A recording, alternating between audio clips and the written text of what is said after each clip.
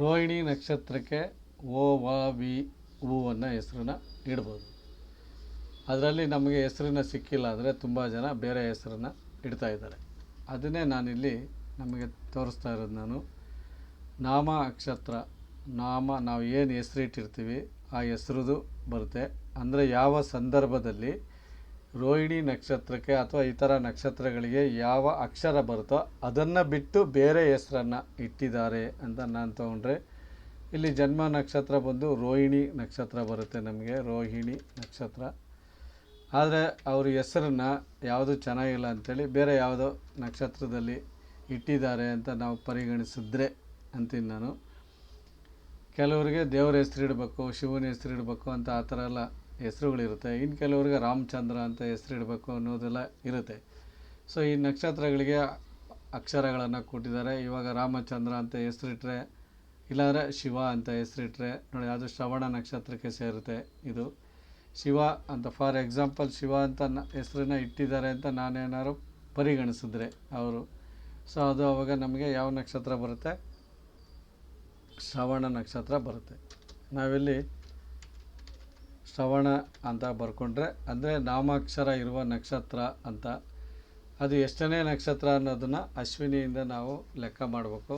ಅದೇ ಥರ ಜನ್ಮ ನಕ್ಷತ್ರನೂ ಅಷ್ಟೇ, ಎಷ್ಟನೇ ನಕ್ಷತ್ರ ಅನ್ನೋದು ಕೂಡ ನಾವು ಅಶ್ವಿನಿಯಿಂದನೇ ಲೆಕ್ಕ ಮಾಡಬೇಕಾಗುತ್ತೆ. ಈಗ ಅದು ಎಷ್ಟನೇ ನಕ್ಷತ್ರ ಅಂತ ನಾನು ನೋಡಿದ್ರೆ ಯಾರಾದ್ರು ಹೇಳ್ಬೋದು, ಅಶ್ವಿನಿ ನಕ್ಷತ್ರ ಬಂದು ಅಲ್ಲ, ಶ್ರವಣ ನಕ್ಷತ್ರ ಬಂದು ಎಷ್ಟನೇ ನಕ್ಷತ್ರ ಅಂತೇಳಿ ಸ್ಪಷ್ಟವಾಗಿ ಹೇಳ್ಬೋದು. ಯಾರು ಬೇಕಾದ್ರೂ ನಕ್ಷತ್ರಗಳನ್ನು ನೋಡ್ತಾ ಇರ್ತೀರಿ, ಗೊತ್ತಾಗಲಿಲ್ಲ ಅಂದರೆ ಪಂಚಾಂಗದಲ್ಲಿ 75ನೇ ಪುಟನ ತಗೊಳ್ಳಿ, ಅದರಲ್ಲಿ ಕೊಟ್ಟಿರ್ತಾರೆ. ಶ್ರವಣ ನಕ್ಷತ್ರ ಬಂದು 22ನೇ ನಕ್ಷತ್ರ ಆಗುತ್ತೆ. ಅದೇ ಥರ ರೋಹಿಣಿ ನಕ್ಷತ್ರ ಬಂದು ಎಷ್ಟಾಗುತ್ತೆ ಅಂತ ನಾವು ನೋಡಿದ್ರೆ, ಅಶ್ವಿನಿ, ಭರಣಿ, ಕೃತಿಕಾ, ರೋಹಿಣಿ ಅಂತ ನೋಡಿದ್ರೆ 4ನೇ ನಕ್ಷತ್ರ ಆಗುತ್ತೆ ಅದು. ಸೊ ಅದ್ರ ಜೊತೆಯಲ್ಲಿ ತಿಥಿ, ಹುಟ್ಟಿದ ತಿಥಿ ನಮಗೆ ಗೊತ್ತಿದೆಯಾ? 12/2/2024 ಇಸ್ವಿನಲ್ಲಿ ನಾವು ನೋಡಿದಾಗ ತಿಥಿ ಅದು ಶುಕ್ರವಾರ ಬರುತ್ತೆ. ಆಮೇಲೆ ತಿಥಿ ಬಂದು ಚತುರ್ಥಿ ತಿಥಿ ಅಂತ ಇದೆ, ಚತುರ್ದಶಿ ಅಲ್ಲ, ಚತುರ್ಥಿ ತಿಥಿ ಇರೋದ್ರಿಂದ ಅದು ಕೂಡ 4 ಆಗುತ್ತೆ. ಚತುರ್ಥಿ ತಿಥಿ ಅಂದರೆ 4ನೇ ತಿಥಿ ಆಗುತ್ತೆ. ಆಮೇಲೆ ವಾರ ಅಂತ ಬಂದರೆ ಶುಕ್ರವಾರ ನಮಗೆ 6ನೇ ದಿನ ಆಗುತ್ತೆ, ಅದು ವಾರ ಲೆಕ್ಕದಲ್ಲಿ. ಸೊ ಅದನ್ನು ಕೂಡ ನಾವು 6 ಅಂತ ಹಾಕಿ ಈ ಎಲ್ಲನ ಕೂಡಬೇಕು. ನಾವು ಕೂಡಿದ್ರೆ ಎಷ್ಟು ಬರುತ್ತೆ ಉತ್ತರ ಅಂತ ನೋಡಿದ್ರೆ 22, 26, 30, 36 ಬರುತ್ತೆ. ಇದನ್ನು ನಾವು 4ರಿಂದ ಭಾಗಿಸ್ಬೇಕು ಅಂತ. 4ರಿಂದ ಭಾಗಿಸಿದ್ರೆ ಏನು ಶೇಷ ಬರುತ್ತೆ ಅಂತ ಇದೆ. ಇಲ್ಲಿ ಶೇಷ ಏನು ಬರ್ತಾಯಿದೆ ನಿಮಗೆ?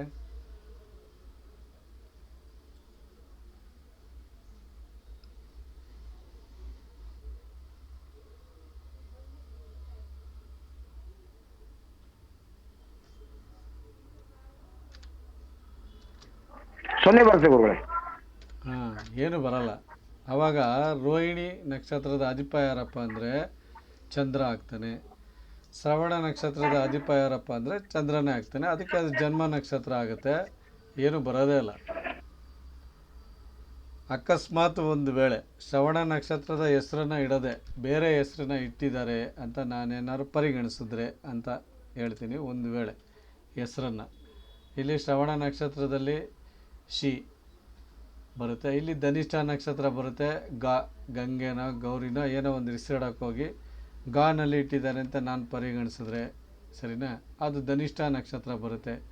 ಧನಿಷ್ಠ ನಕ್ಷತ್ರ ನಮಗೆ ಎಷ್ಟನೇ ನಕ್ಷತ್ರ ಆಗುತ್ತೆ ಅಂತ ನಾನು ನೋಡಿದ್ರೆ ಅದು 23ನೇ ನಕ್ಷತ್ರ ಆಗುತ್ತೆ. ಯಾವುದು? ಧನಿಷ್ಠ ನಕ್ಷತ್ರ. ಈ ಥರ ಕ್ಯಾಲ್ಕುಲೇಷನ್ ಮಾಡುವಾಗ ಧನಿಷ್ಠ ನಕ್ಷತ್ರ ನಮಗೆ 23ನೇ ನಕ್ಷತ್ರ ಆಗುತ್ತೆ. ಈಗ ನಾವು ಟೋಟಲ್ ಮಾಡಿದ್ರೆ ಇದು 22, 23, 23 ಅಂದರೆ 45 ಆಗುತ್ತೆ. 4, 45, 4, 49, 6, 55 ಆಗುತ್ತೆ ನಿಮಗೆ. ಈ 55ನ 4ರಿಂದ ಭಾಗಿಸ್ಬೇಕು. ಉತ್ತರ ಎಷ್ಟು ಬರುತ್ತೆ?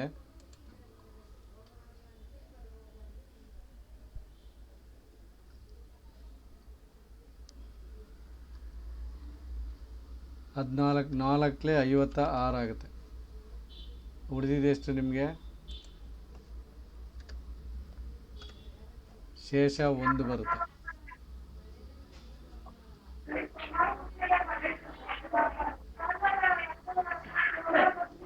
ಬ್ಯಾಲೆನ್ಸ್ 1 ಬಂದರೆ ಅದಕ್ಕೆ ಉತ್ತರ ಕೊಟ್ಟಿದ್ದಾರೆ. ಅದನ್ನು ವ್ಯೋಮ ಅಂತ ಕರೆದು ತಂದೆಗೆ ಹಾನಿ ಆಗುತ್ತೆ ಅಂತ ಬರುತ್ತೆ. ಈ ಥರ ನಾವು ಇಟ್ಟಿರುವ ಹೆಸರು ಈ ಥರ ವ್ಯತ್ಯಾಸ ಆದರೆ ಅಂತ ಅರ್ಥ. ವ್ಯತ್ಯಾಸ ಆದಾಗ ಯಾರ್ಯಾರಿಗೆ ತೊಂದರೆ ಇದೆ ಅನ್ನೋದನ್ನು ಸ್ಪಷ್ಟವಾಗಿ ಕೊಟ್ಟಿದ್ದಾರೆ. ಅದು ಬಂದು 1 ಬಂದರೆ ನಿಮಗೆ ತಂದೆಗೆ ಹಾನಿ ಆಗುತ್ತೆ, 2 ಬಂದರೆ ತಾಯಿಗೆ ಹಾನಿ ಆಗುತ್ತೆ, 3 ಬಂದರೆ ಮೂರ್ಧ ಅಂತ ಕರಿತೀವಿ, ಒಳ್ಳೆಯದು. 3 ಬಂದರೆ ಮಾಡ್ಬೋದು, 0 ಬಂದ್ರೂ ಮಾಡ್ಬೋದು. ಅದೇ ಥರ ಪದ್ವ್ಯ ಅಂತ ಉತ್ತಮ ಯೋಗ. ಅದು ಈ 2, 3 ಮತ್ತು 4 ಸಂಖ್ಯೆಗಳು ಬಂದರೆ ಮಾಡ್ಬೋದು, 1 ಮತ್ತು 2 ಬಂದರೆ ಮಾಡುವ ಆಗಿಲ್ಲ. ಏನು ನಾಮಕರಣನ ಮಾಡೋಂಗಿಲ್ಲ ಅಂತ. ಅಥವಾ ಈ ಹೆಸರು ಇಟ್ಟಿರೋದ್ರಿಂದ ತಂದೆಗೆ ಅದು ತೊಂದರೆಗಳಾಗ್ತಾಯಿದೆ ಇವ್ರಿಗೆ. ಅಂದರೆ ತೊಂದರೆಗೆ ಹಾನಿ ಅಂದರೆ ಯಾವುದೋ ಒಂದು ರೀತಿಯಲ್ಲಿ ಹಣಕಾಸಿನ ತೊಂದರೆ ಆಗ್ಬೋದು, ಅಥವಾ ಅನಾರೋಗ್ಯ ಉಂಟಾಗ್ಬೋದು. ಬರುವ ಅಂದರೆ ವೈಯಕ್ತಿಕ ಇದು ಹಾನಿಗಳು, ನಾವು ಹೇಳೋದು ದೈಹಿಕವಾದ ಹಾನಿಗಳಾಗ್ಬೋದು, ಆಕ್ಸಿಡೆಂಟ್ ಆಗೋದು ಆಗ್ಬೋದು, ಏನೋ ಒಂದು ತೊಂದರೆಗಳಾಗಿ ಹಣ ಹೆಚ್ಚಾಗಿ ಖರ್ಚಾಗೋ ಸಂದರ್ಭಗಳು ಬಂದ್ಬಿಡುತ್ತೆ. ಸೊ ಈ ಥರ ಹೆಸ್ರುಗಳು ಇಟ್ಟಿರೋದು ನಮ್ಮ ನಾಮ ಅಕ್ಷರದಲ್ಲಿ ಇಟ್ಟಿರೋ ಹೆಸ್ರಿಗೂ ನಾವು ಹುಟ್ಟಿದಾಗ ಬರುವ ಅಕ್ಷರಗಳೇನಿದೆ ಅದಕ್ಕೂ ಅದು ಮ್ಯಾಚ್ ಆಗದೇ ಇದ್ದರೆ ಈ ಥರ ತೊಂದರೆಗಳಾಗುತ್ತೆ ಅನ್ನೋದು ನಾಮಕರಣದಲ್ಲಿ ಇದೆ. ನಾಮಕರಣದ ವಿಚಾರದಲ್ಲಿ ಬರ್ತಾ ಇದೆ ಆ ಥರ. ಸೊ ಇದೇ ರೀತಿಯಲ್ಲಿ ನಮಗೆ ವ್ಯತಿಪಾತ, ಪರಿಗ, ವೈದ್ಯುತಿ, ಮೃತ್ಯುಯೋಗ, ವಿಷ್ಟೀಕರಣ, ಶಕುನಿ, ಚತುಷ್ಪಾದ, ನಾಗವಾನ್, ಕಿಬ್, ಸ್ತುಗ್ನ ಕರಣಗಳೇನಾದ್ರು ಇದ್ದಾಗ ಏನೇನು ತೊಂದರೆ ಆಗುತ್ತೆ ಅನ್ನೋದು ಕೂಡ ಇದೆ. ಈ ಕರಣಗಳಿಗೆ ಗಳಿಗೆಗಳು ಅಂತ ಬರುತ್ತೆ ನಮ್ಮಲ್ಲಿ. ಗಳಿಗೆಗಳು, ಈ ಎಲ್ಲ ಗಳಿಗೆಗಳಿಗೂ ಏನೇನು ತೊಂದರೆ ಇದೆ ಅಂತ ನಾವಿಲ್ಲಿ ಸ್ಪಷ್ಟವಾಗಿ ನೋಡ್ಬೋದು. ವ್ಯತಿಪಾತ ಯೋಗ ಇದ್ದಾಗ ಮೊದಲ 5 ಗಳಿಗೆ ಒಳಗಡೆ ಮಗು ಹುಟ್ಟಿದ್ರೆ ಅಂತ ಕರಿತೀವಿ. ಇದನ್ನು ನಾವು ಟೋಟಲ್ ಮಾಡಿದ್ರೆ ಈ ಗಳಿಗೆಗಳನ್ನೆಲ್ಲ ನಾವು ಟೋಟಲ್ ಮಾಡಿ 5, 2, 11, 4, 5 ಮತ್ತು 3 ಅಂದರೆ ಮೊದಲ 5 ಗಳಿಗೆ ಒಳಗೆ ಮಗು ಏನಾದ್ರು ಜನಿಸಿದ್ದೇ ಆಗಿದ್ದರೆ ಅದಕ್ಕೆ ಜನ್ಮಶಾಂತಿ ವಿಷ್ಟಿ ಅಂತ ಕರಿತೀವಿ ನಾವು. ಜನ್ಮಶಾಂತಿ ವಿಷ್ಟಿನ ಮಾಡಿಸ್ಬೇಕಾಗತ್ತೆ ಮಗುಗೆ. ಅದನ್ನು ಮಾಡಿಸ್ದಲೇ ಇದ್ದರೆ ಯಾವುದೇ ಒಂದು ರೀತಿಯಲ್ಲಿ ತೊಂದರೆಗಳನ್ನು ಅನುಭವಿಸ್ತಲೇ ಇರ್ತಾರೆ ತಂದೆ ತಾಯಿಗಳು. ಏಳಿಗೆನೇ ಆಗೋದಿಲ್ಲ.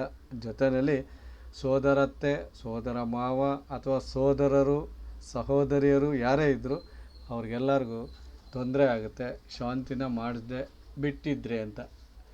ಇದು ನಾಮಕರಣದ ಮುಹೂರ್ತದಲ್ಲಿ ನೋಡ್ತಾ ಇರೋದು ನಾನು.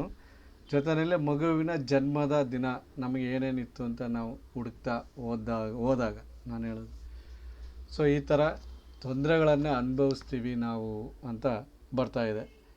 ಇಲ್ಲಿ ವ್ಯತಿಪಾತ ಯೋಗ ಇರೋ ದಿವಸ ಏನಾದ್ರು ಮಗು ಹುಟ್ಟಿದ ದಿನ ವ್ಯತಿಪಾತ ಯೋಗ ಇದ್ದಾಗ ಅಂತ ನಾವು ಪರಿಗಣಿಸ್ತೀವಿ. ಆವಾಗ ನಾವು ಯೋಗಕ್ಕೆ ಶಾಂತಿನ ಮಾಡಿಸ್ಬೇಕು. ಇಲ್ಲಿ ಗಳಿಗೆಗಳನ್ನು ನಾವು ಎಣಿಸಿದ್ರೆ 7, 5, 2, 7, 11, 18, 4, 22, 5, 27, 3, 30 ಬರುತ್ತೆ. ಕರ್ಣಕ್ಕೆ 30 ಗಳಿಗೆಗಳಿರುತ್ತೆ. ಒಂದು ಯೋಗಕ್ಕೆ ಹಗಲಲ್ಲಿ ಮಾತ್ರ 30 ಕರ್ಣ ಇರುತ್ತೆ. ಕರ್ಣಗಳಿಗೂ ಅಷ್ಟೇ 30 ಕರ್ಣ ಇರುತ್ತೆ.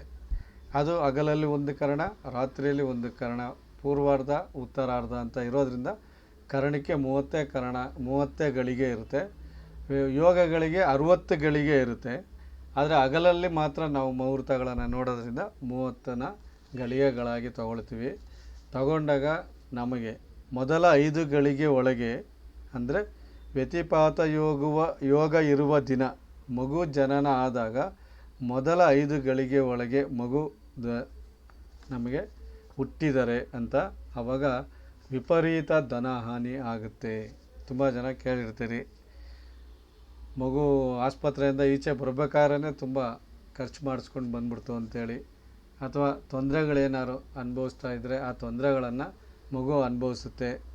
ವಿಪರೀತ ಖರ್ಚಾಗಿ ಬರ್ಬೋದು, ಧನ ಹಾನಿ ಆಗುತ್ತೆ. ಆ 2 ಗಳಿಗೆ ಆದ ಮೇಲೆ 2 ಗಳಿಗೆ ಸೇರಿಸ್ಕೊಳ್ಬೇಕು. ಅಂದರೆ 6 ಮತ್ತು 7ನೇ ಗಳಿಗೆಯಲ್ಲಿ ಅದು 1ರಿಂದ 5 ಗಳಿಗೆವರೆಗೂ ಇದ್ದರೆ ಧನ ಹಾನಿ ಆಗುತ್ತೆ. 6 ಮತ್ತು 7ನೇ ಗಳಿಗೆನಲ್ಲಿ ಬಂದರೆ ಅಂದರೆ 5, 2, 7 ಆಗುತ್ತೆ. ಆ ಗಳಿಗೆನಲ್ಲಿ ಮಗು ಹುಟ್ಟಿದರೆ ದುಡಿದ ಹಣ ನಮ್ಮ ಕೈ ಸೇರೋದೇ ಇಲ್ಲ ಅಂತ ಅರ್ಥ. ದುಡಿದ ಹಣ ನಮ್ಮ ಕೈಗೆ ಬರಲ್ಲ. ಕೈಗೆ ಬರೋಕ್ಕಿಂತ ಮುಂಚೆನೇ ನಾವು ದುಡ್ದಿರ್ತೀವಿ, ನಮ್ಮ ಹೆಸ್ರಲ್ಲಿ ಬರಬೇಕಾಗಿರೋ ಹಣ ಹಾಗೆ ಬೇರೊಬ್ಬರಿಗೆ ಹೋಗ್ಬಿಡುತ್ತೆ. ನಮ್ಮ ಹತ್ರ ಬಂದು ಹೋಗಲ್ಲ, ನಮ್ಮ ಕೈ ಸೇರೋದೇ ಇಲ್ಲ, ಅದು ಹಾಗೆ ಅದು ಖರ್ಚಾಗ್ಬಿಡುತ್ತೆ ಅಂತ. ನಾನು ತೊಗೊಂಡು ಖರ್ಚು ಮಾಡಲ್ಲ, ಅದ್ರ ಪಾಡಿಗೆ ಅದೇ ಖರ್ಚಾಗಿರುತ್ತೆ ಅಂತ ತುಂಬ ಜನ ಹೇಳಿರ್ತಾರೆ.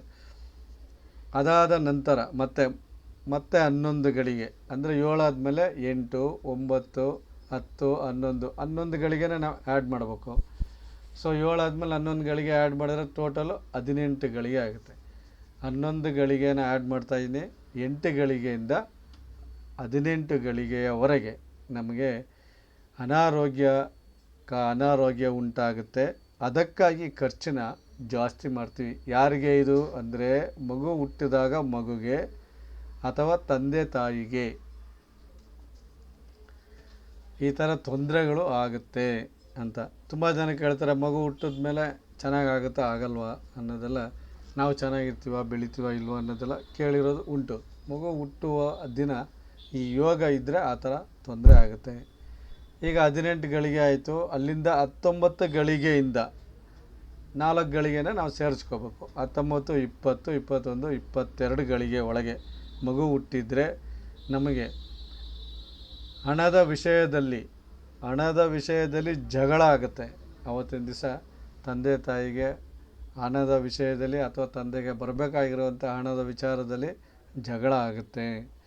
ಅದೇ ಥರ ಅಲ್ಲಿಂದ ಮತ್ತು 22ರಿಂದ 5 ಗಳಿಗೆ ಅಂದರೆ 27 ಗಳಿಗೆವರೆಗೂ, 22ರಿಂದ 27ರ ಗಳಿಗೆವರೆಗೂ ನಾವು ಮಗು ಹುಟ್ಟಿದೆ, ಮಗುಗೆ ಆಸ್ಪತ್ರೆಗೆ ಹಣ ಕಟ್ಟೋಕ್ಕೋಸ್ಕರನೇ ಪರದಾಡ್ತಾ ಇರ್ತೀವಿ. ನಾವು ವ್ಯತಿಪಾತ ಯೋಗ ಇದ್ದಾಗ ಪರದಾಡ್ತಾ ಇರ್ತೀವಿ ನಾವು ಹೆಚ್ಚಾಗಿ. ಅದಕ್ಕೆ ಕೈಯಲ್ಲಿ ಜಾತಕನ ಬರೆಯೋರು ಎಲ್ಲನೂ ಬರೀತಾರೆ. ವ್ಯತಿಪಾತ ಯೋಗ ಇಷ್ಟು ಗಳಿಗೆನಲ್ಲಿದೆ, ಪರಿಗ ಯೋಗ ಇಷ್ಟು ಗಳಿಗೆನಲ್ಲಿದೆ, ವಿಸ್ತೀಕರಣ ಇಷ್ಟು ಗಳಿಗೆನಲ್ಲಿದೆ, ಚತುಷ್ಪಾದಕರಣ ಇಷ್ಟು ಗಳಿಗೆನಲ್ಲಿದೆ. ನಕ್ಷತ್ರದಿಂದನೂ ಮಾಡ್ತಾರೆ, ನಕ್ಷತ್ರಗಳಿಂದನೂ ಇಷ್ಟು ಗಳಿಗೆಗಳಲ್ಲಿ ನಕ್ಷತ್ರದಲ್ಲಿ ಹುಟ್ಟಿದೆ, ಇಷ್ಟು ಗಳಿಗೆಯ ಲಗ್ನದಲ್ಲಿ ಇದೆ ಅಂತ ನಾವು ಗಳಿಗೆಗಳನ್ನೇ ಹೆಚ್ಚಾಗಿ ಬರೆದಿರ್ತೀವಿ ಕೈಯಲ್ಲಿ ಬರೀಬೇಕಾದ್ರೆ. ಅದನ್ನು ಈಗಿನ ಕಾಲಕ್ಕೆ ಅಂದರೆ ನಮ್ಮ 24 ಗಂಟೆಗಳಿಗೆ ಅದನ್ನು ಪರಿವರ್ತನೆ ಮಾಡುವ ಸಂದರ್ಭಗಳಲ್ಲಿ ಬಹಳ ವ್ಯತ್ಯಾಸಗಳು ಆಗಿರೋದ್ರಿಂದ ಅದನ್ನು ಕನ್ವರ್ಟ್ ಮಾಡೋದಕ್ಕೆ ನಮಗೆ ಕಷ್ಟ ಆಗ್ತಾ ಇದ್ದಾಗ ಅದಕ್ಕೆ ಗಳಿಗೆನಲ್ಲಿನೇ ಅದನ್ನು ಬರೆದು ಬಿಡ್ತೀವಿ ನಾವು. ಸೊ ಅಲ್ಲಿಂದ 27 ಗಳಿಗೆ ಆದಮೇಲೆ 28, 29, 30 ಗಳಿಗೆ ಲಾಸ್ಟ್ 3 ಗಳಿಗೆನಲ್ಲಿ ವ್ಯತಿಪಾತ ಯೋಗ ಇದ್ದಾಗ ಮಗು ಹುಟ್ಟಿದರೆ ನಮಗೆ ಸ್ವಲ್ಪ ಮಟ್ಟಿಗೆ ಸುಧಾರಣೆ ಇರುತ್ತೆ, ತೊಂದರೆಯಲ್ಲಿ ಇರೋದಿಲ್ಲ. ಮಗು ಹುಟ್ಟಿರೋದ್ರಿಂದ ಯಾವುದಾದ್ರು ಒಂದು ರೀತಿಯಲ್ಲಿ ಸುಧಾರಿಸ್ತಾ ಇದ್ದೀವಿ ನಾವು ಅನ್ನೋ ನಂಬಿಕೆ ಕೂಡ ನಮಗೆ ಬರುತ್ತೆ ಅಂತ. ಅದೇ ರೀತಿಯಲ್ಲಿ ಪರಿಗ ಯೋಗದಲ್ಲಿ ಏನಾದರೂ ಮಗು ಹುಟ್ಟಿದಾಗ ಮೊದಲ 5 ಗಳಿಗೆ ಒಳಗೆ ಮಗು ಹುಟ್ಟಿದ್ರೆ ನಮಗೆ ತಂದೆ ತಾಯಿಗೆ ಸಣ್ಣ ಪುಟ್ಟ ಅಪಘಾತಗಳು ಆಗುತ್ತೆ. ಆ ನಂತರ 2 ಗಳಿಗೆ 6, 7 ಗಳಿಗೆಯಲ್ಲಿ ಹುಟ್ಟಿದ್ರೆ ಅಪಘಾತ ಆಗುತ್ತೆ, ಅಂಗಊನ ಆಗುವ ಸಂಭವ ಕೂಡ ಬರುತ್ತೆ.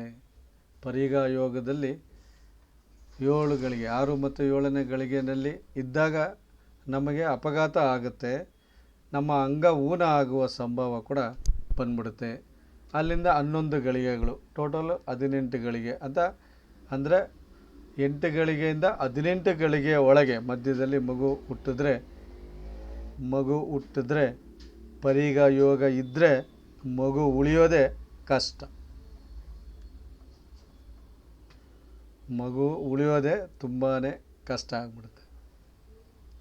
ಆನಂತರ ಮತ್ತೆ 4 ಗಳಿಗೆಗಳು 18 ಆದಮೇಲೆ 19, 20, 21, 22 ಗಳಿಗೆ ಒಳಗಡೆ ಮಗು ಹುಟ್ಟಿದ್ರೆ ನಮಗೆ ದೊಡ್ಡವರಿಗೆ ಅಪಘಾತದಿಂದ ಮನೆಯ ಪರಿಸ್ಥಿತಿ ಏರುಪೇರು ಆಗುತ್ತೆ.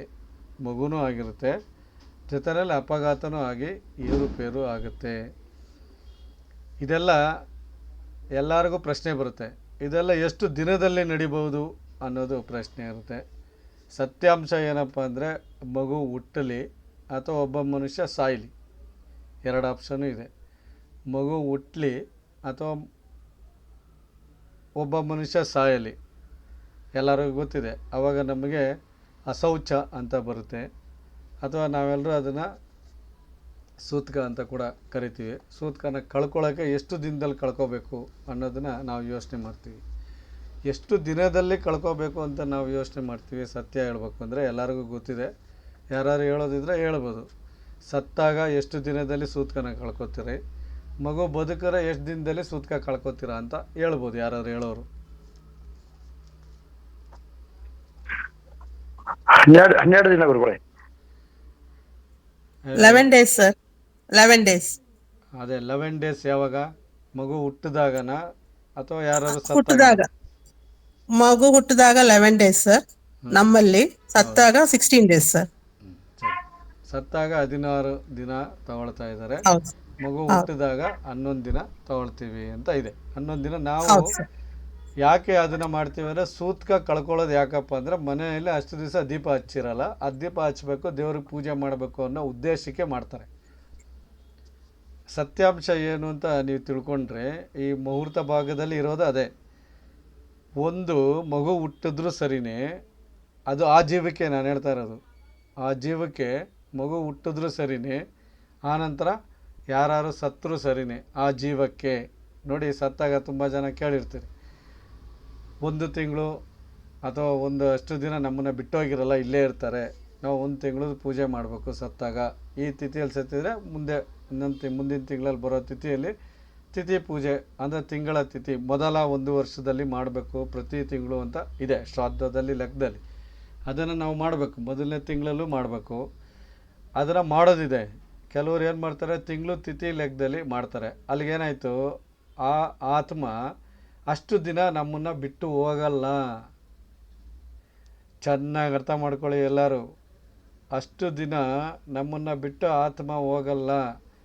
ಯಾಕಂದರೆ ಆತ್ಮ ಕಾಯ್ತಾ ಇರುತ್ತೆ, ನನಗೆ ಶ್ರಾದ್ದ ವಿಧಿಯ ಮೂಲಕ ಮುಕ್ತಿ ಕೊಡ್ತಾರೋ ಇಲ್ವೋ ಅಂತ ನೋಡ್ಕೊಂಡು ಹೋಗೋಕ್ಕೋಸ್ಕರ ಅದು ಕಾಯ್ತಾ ಇರುತ್ತೆ. ಇದನ್ನು ಗರುಡ ಪುರಾಣದಲ್ಲಿ ಮತ್ತು ನಮಗೆ ಉಪನಿಷತ್ತುಗಳಲ್ಲಿ ಅದನ್ನು ಕೊಟ್ಟಿದ್ದಾರೆ, ಎಷ್ಟು ದಿನ ಇರುತ್ತೆ ಅನ್ನೋದು.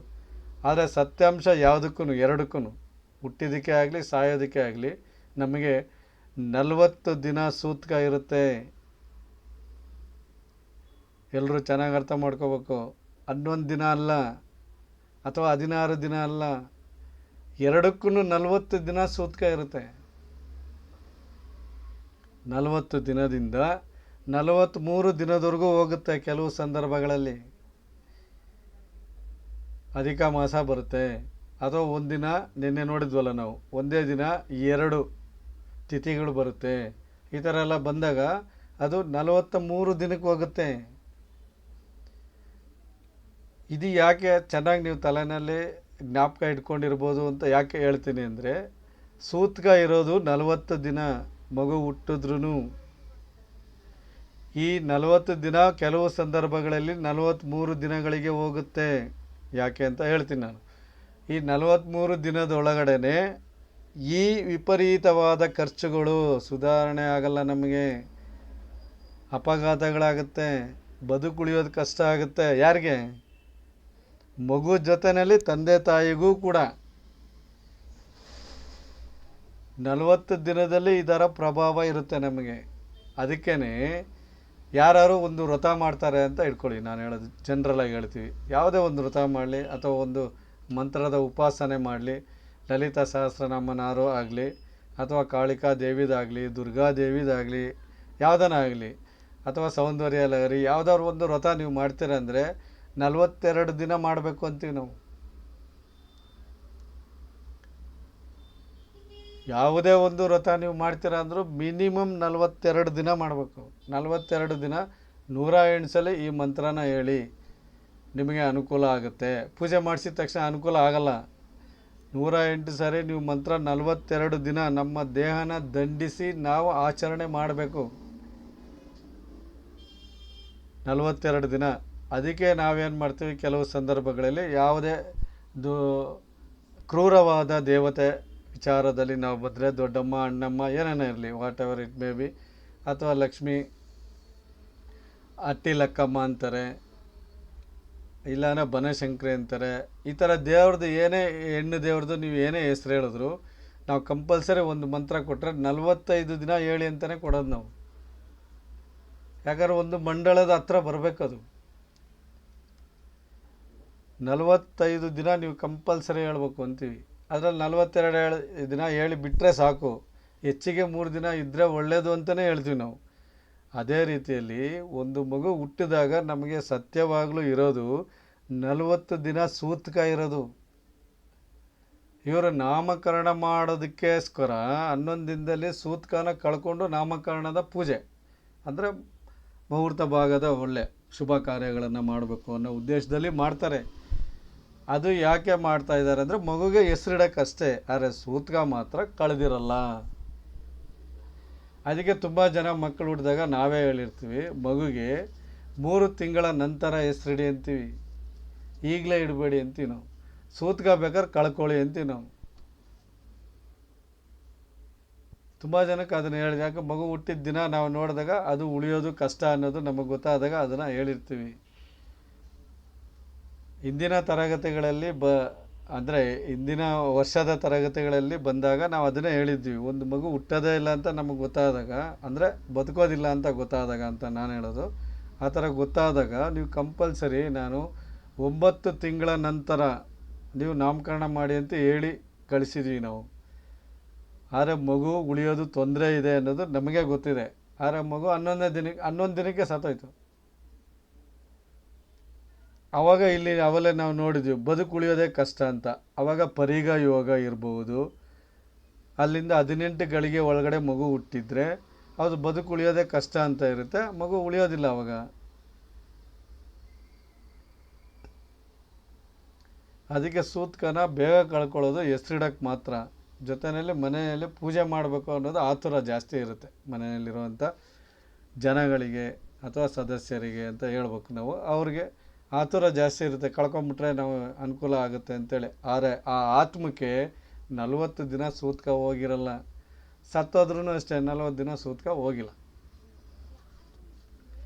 ಇದೆಲ್ಲ ಇದೆ, ಇಲ್ಲ ಅಂತಿಲ್ಲ. ಆಚರಣೆಗಳು ಮಾಡಲ್ಲ. ಎಷ್ಟೋ ವಿಚಾರಗಳಲ್ಲಿ ಆಚರಣೆಗಳಲ್ಲಿ ನಾವೆಲ್ಲ ಸೋತಿರೋದ್ರಿಂದನೇ ಇವತ್ತಿನ ದಿವಸ ಹೆಸರು ಇಡುವ ಮೂಲಕನೇ ಮೊದಲ ದಿನದಲ್ಲೇ ತುಂಬ ತಪ್ಪುಗಳನ್ನು ಎಲ್ಲರೂ ಮಾಡ್ತಾಯಿದ್ದೀವಿ ನಾವು. ಎಲ್ಲರೂ ಮಾಡ್ತಾಯಿದ್ದೀವಿ. ಇವಾಗ ತುಂಬ ಜನ ಇವತ್ತು ಅಷ್ಟೇ ಒಂದಿಬ್ಬರು ದಂಪತಿಗಳು ಬಂದಾಗಲೇ ಮಗುಗೆ, ಸಣ್ಣ ಮಗುನಲ್ಲೇ ಅದಕ್ಕೆ ಶುಗರ್ ಬಂದ್ಬಿಟ್ಟಿದೆ ಅಂದರೆ ಅದು ಹೆರಿಡಿಟಿ ಅಂತಾರೆ ಹೇಳೋದವ್ರು. ಆ ಥರ ಅನುವಂಶೀಯವಾಗಿ ಬಂದ್ಬಿಟ್ಟಿದೆ, ತಂದೆ ತಾಯಿಗಿದೆ, ಅದಕ್ಕೆ ಅವ್ರಿಗೂ ಬಂದ್ಬಿಟ್ಟಿದೆ ಅಂತ. ಅಲ್ಲ, ರಕ್ತ ಹಂಚ್ಕೊಂಡ್ಮೇಲೆ ಬಂದಿರ್ಬೋದು. ಆದರೆ ಮಗು ಹುಟ್ಟಿದಾಗೇ ಅದಕ್ಕೆ ಹೋಗ್ಸೋಕ್ಕೆ ಔಷಧಿಗಳಿದೆ, ಇಲ್ಲಾಂದರೆ ಆಯುರ್ವೇದದ ಗಿಡಮೂಲಿಕೆಗಳು ಇರುತ್ತೆ. ಅದರ ಮೂಲಕ ಕಷಾಯಗಳನ್ನು ಏನೋ ಒಂದು ಮಾಡಿ ನಾವು ಕುಡಿಸ್ಕೊಂಡು ಹುಟ್ಟಿದಾಗಿಂದನೇ ಬೆಳೆಸ್ಕೊಂಡು ಬಂದರೆ ಅರ್ಥ ಬೇರೆ ಬರುತ್ತೆ. ಆದರೆ ತಾಯಿಯ ಎದೆ ಹಾಲಲ್ಲಿ ತುಂಬ ಪೌಷ್ಟಿಕಾಂಶಗಳು ಇರೋದ್ರಿಂದ ಅದನ್ನು ಪ್ರಾರಂಭದಲ್ಲಿ ಮಗು ಕೊಟ್ಟರೆ ಸಾಕಾಗುತ್ತೆ. ಅದು ಹೋಗುತ್ತೆ, ಕಾಯಿಲೆ ಹೋಗಲ್ಲ ಅಂತ ಅದೇನಿಲ್ಲ. ಅನುವಂಶಿಕವಾಗಿ ಬಂದ್ಬಿಟ್ಟಿದೆ, ಅದು ಹಂಗೆ ಇರ್ತದೆ, ನಾವೇನು ಮಾಡಲ್ಲ. ಅಲ್ಲ, ನೀವು ಆವಾಗಲೇ ಅದಕ್ಕೆ ಆಹಾರಗಳನ್ನು ಕೊಡುವಾಗ ಅದಕ್ಕೆ ತದ್ವಿರುದ್ಧವಾದ ಆಹಾರಗಳನ್ನು ಕೊಟ್ಟರೆ ಮಗುವಿನಲ್ಲಿ ಬದಲಾವಣೆಗಳನ್ನು ನಾವು ಮಾಡಿಸ್ಬೋದು. ಯಾಕೆ ಮಗು ಇಮ್ಮಿಡಿಯೇಟಾಗಿ ಗಟ್ಟಿ ಆಗಿರಲ್ಲ, ಇನ್ನೂ ಸ್ಮೂತಾಗಿ ಬೆಳೀತಾ ಬೆಳೀತಾ ಗಟ್ಟಿ ಆಗೋದ್ರಿಂದ ಆವಾಗಲೇ ನಾವು ಹೋಗಿಸ್ಬೋದು. ಇದನ್ನೆಲ್ಲ ಪ್ರಾರಂಭದಲ್ಲೇ ತಿಳ್ಕೊಂಡು ನಾವು ಅದನ್ನು ಮಾಡಬೇಕಾಗತ್ತೆ. ಎಲ್ಲ ಆಹಾರಗಳನ್ನು ಮಗುವಿಗೆ ನಾವು ಕೊಡ್ತಾ ಹೋದರೆ automatically food, hygienic food, organic food ಏನೋ ಒಂದು ಮಾಡಿಕೊಂಡು ಅದನ್ನು ಕಳ್ಕೊಂಡು ಬರ್ಬೋದು ನಾವು. ಅದನ್ನೆಲ್ಲ ಮಾಡೋದಕ್ಕೆ ಬೇಕಾದಷ್ಟು ಸಮಯ ಇದೆ. ಆದರೆ ನಾವು ನಮ್ಮ ಜೀವನಕ್ಕೆ ಅಳವಡಿಸ್ಕೊಳ್ಬೇಕಾಗಿರೋ ವಿಚಾರ ಬಂದಾಗ ಎಲ್ಲರೂ 11 ದಿನಕ್ಕೆ ಅಥವಾ 16 ದಿನಕ್ಕೆ ಅಂತ ಮುಗಿಸ್ಕೊಳ್ಳೋಕ್ಕೆ ಪ್ರಯತ್ನ ಪಡ್ತಾರೆ. ಆದರೆ ಪ್ರತಿಯೊಬ್ಬರು ಅಷ್ಟೇ 1 ತಿಂಗಳಿಗೋ ಅಥವಾ 3 ತಿಂಗಳಿಗೋ ಸತ್ತಾಗ ಹೋಗಿ ಅದಕ್ಕೆ ಪೂಜೆ ಮಾಡೋದು ಕೂಡ ಇರುತ್ತೆ. ಕೆಲವರು ಪ್ರತಿ ತಿಂಗಳು ಮಾಡಬೇಕು. ಆದರೆ ಪ್ರತಿ ತಿಂಗಳು ಮಾಡಬೇಕು ಅನ್ನೋದು ಪ್ರತಿಯೊಬ್ಬರು ಮಾಡಬೇಕು. ಜಾತಿ ಭೇದ ವರ್ಣ ಏನೂ ಇಲ್ಲ ಅಲ್ಲಿ. ಯಾರೇ ಆದರೂ ಸರಿನೇ ಪ್ರತಿ ತಿಂಗಳು ಆ ಸತ್ತಿದ ತಿಥಿಗೆ, ದಿನಕ್ಕೆ ಡೇಟ್ಗೆ ಅಲ್ಲ ನಾನು ಹೇಳೋದು, ತಿಥಿಗೆ, ಸತ್ತಾಗ ತಿಥಿ, ಬದುಕಿದಾಗ ನಕ್ಷತ್ರ, ತಿಥಿಗೆ ಕಂಪಲ್ಸರಿ 12 ತಿಂಗಳು ಮಾಡಬೇಕು. ನಮ್ಮ ಹತ್ರ 40 ದಿನ ಆತ್ಮ ನಮ್ಮ ಸುತ್ತಮುತ್ತನೇ ಓಡಾಡ್ತಾ ಇರುತ್ತೆ, ಸದ್ಗತಿ ಕೊಡುವವರೆಗೂ. ನಾವು ಕೊಟ್ಟಿರಲ್ಲ, ಆವಾಗ ಅವ್ರಿಗೆ ತೊಂದರೆ ಪ್ರಾರಂಭ ಆಯಿತು. ಸತ್ತ ಮೇಲೆ ಈ ಥರ ಆಯಿತು, ಆ ಥರ ಆಯಿತು ಇಂತ ಹೇಳೋಕ್ಕೆ ಸ್ಟಾರ್ಟ್ ಮಾಡ್ತಾರೆ. ಇದನ್ನು ತುಂಬ ಜನ ಆಚರಣೆ ಮಾಡ್ಕೊಂಡು ಬರ್ತಾರೆ. ಈವಾಗೂ ಅಷ್ಟೇ ತಮಿಳುನಾಡಿನಲ್ಲಿ ಅಥವಾ ಆಂಧ್ರ, ತೆಲುಗಿನ ಮಾತುಕತೆ ಮಾತಾಡೋರು ಅವ್ರು ತುಂಬ ಜನ ಪ್ರತಿ ತಿಂಗಳು ಆಚರಿಸ್ಕೊಂಡು ಬರ್ತಾರೆ. ಪ್ರತಿ ತಿಂಗಳು ಒಬ್ಬರಲ್ಲ ಒಬ್ಬರು ಬಂದು ಆ ವಿಧವೆ ಆಗಬೇಕಾಗಿರೋರು ಪ್ರೀ ವಿಧವೆ ಅಂತ ಕರಿಬೇಕು ನಾವು. ಇನ್ನೂ ಆತ್ಮ ಓದಿಲ್ಲ, ಬಿಟ್ಟು ಹೋಗಿಲ್ಲ ಎಮ್ಮನ್ನ ಅಂತ ಲೆಕ್ಕ. ಬಿಟ್ಟು ಹೋಗ್ದಲೇ ಇರೋದ್ರಿಂದ ಇನ್ನೂ ಆಕೆ ವಿಧವೆ ಅಲ್ಲ ಅಂತ. ಸತ್ತಿದ ತಿಥಿ ದಿನ ಬಂದು ಮುತ್ತೈದೆಗೆ ಏನೇನು ಕೊಡ್ಬೇಕೋ ಎಲ್ಲ ಕೊಟ್ಟು ಒಳ್ಳೆ ಊಟ ರೆಡಿ ಮಾಡಿ ಅಡುಗೆ ಮಾಡ್ಕೊಂಡು ಬಂದು ಎಲ್ಲರಿಗೂ ಬಡಿಸೋ ಪದ್ಧತಿ ಇವತ್ತೂ ಇದೆ. ಅದು ಪ್ರತಿ ತಿಂಗಳು ಮಾಡ್ತಾರೆ. ಮೊದಲ ವರ್ಷದ ಫುಲ್ ಕಂಪ್ಲೀಟ್ ಆಗೋವರೆಗೂ ಮಾಡ್ತಾರೆ. ಆನಂತರ ಮಾಡಲ್ಲ. ಯಾಕಂದ್ರೆ ಅಷ್ಟೊತ್ತಿಗೆ ಆತ್ಮ ಈಕೆನ ಬಿಟ್ಟು ಹೋಗಿದೆ ಅಂತ ಲೆಕ್ಕ ತೊಗೊಂಡು ನಾವು ಅದನ್ನು ಆಕೆಗೆ ನಾವು ವಿಧವೆ ಅನ್ನೋ ಪಟ್ಟನ ಕಟ್ತೀವಿ. ಅದು 11ನೇ ದಿನ ಅಥವಾ 14ನೇ ದಿನ ಕಟ್ಟಬಾರ್ದು, ಕಟ್ಟಬೇಕಾಗಿರೋದು 40ನೇ ದಿನ. ಇದು ಆಚರಣೆಯ ವಿಚಾರಗಳು. ಈಗ ನಮಗೆ ಪರಿಗ ಯೋಗನಲ್ಲಿ 22 ಗಳಿಗೆ ಒಳಗಡೆ ಯಾರು ಹುಟ್ಟಿದೆ ಮಗು ಅಂತ ನಾನು ತಿಳ್ಕೊಂಡ್ರೆ ಅಪಘಾತದಿಂದ ಮನೆಯ ಪರಿಸ್ಥಿತಿ ಏರುಪೇರು ಆಗುತ್ತೆ. ಇನ್ನು ಮತ್ತೆ ಮುಂದಿನ 5 ಗಳಿಗೆಗಳು ಅಂತ ಬರುತ್ತೆ. 23ರಿಂದ 27, ಅಲ್ಲಿ 18, 4, 22 ಆಯಿತು. ಅದಕ್ಕೆ 5 ಸೇರಿಸಿದ್ರೆ 27ವರೆಗೂ ಅಂತ ಬರುತ್ತೆ. 27 ಗಳಿಗೆವರೆಗೂ ಬಂದರೆ ದೂರ ಪ್ರದೇಶದಲ್ಲಿ ಅಪಘಾತ ಆಗುತ್ತೆ ಅಂತ.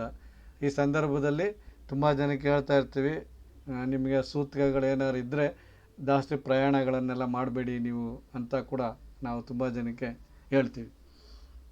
ಆ ಥರ ಹೇಳಿದ್ರು ದೂರ ಪ್ರಯಾಣ ಕೆಲವು ಸಂದರ್ಭಗಳಲ್ಲಿ ಮಾಡ್ತಾರೆ, ಆವಾಗ ಅಪಘಾತ ಆಗುವ ಸಂಭವ ಇರುತ್ತೆ ಅಂತ ಬರುತ್ತೆ.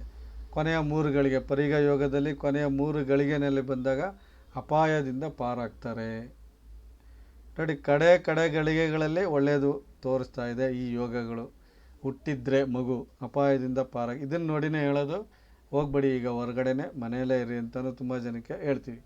ಅದೇ ರೀತಿಯಲ್ಲಿ ವೈದ್ಯುತಿ ಯೋಗ ಅನ್ನೋದಲ್ಲಿ ಮಗು ಹುಟ್ಟಿದರೆ ಮೊದಲ 5 ಗಳಿಗೆ ಒಳಗೆ ಮಗು ಹುಟ್ಟಿದರೆ ತಂದೆಗೆ ಏಳಿಗೆನೇ ಇಲ್ಲ.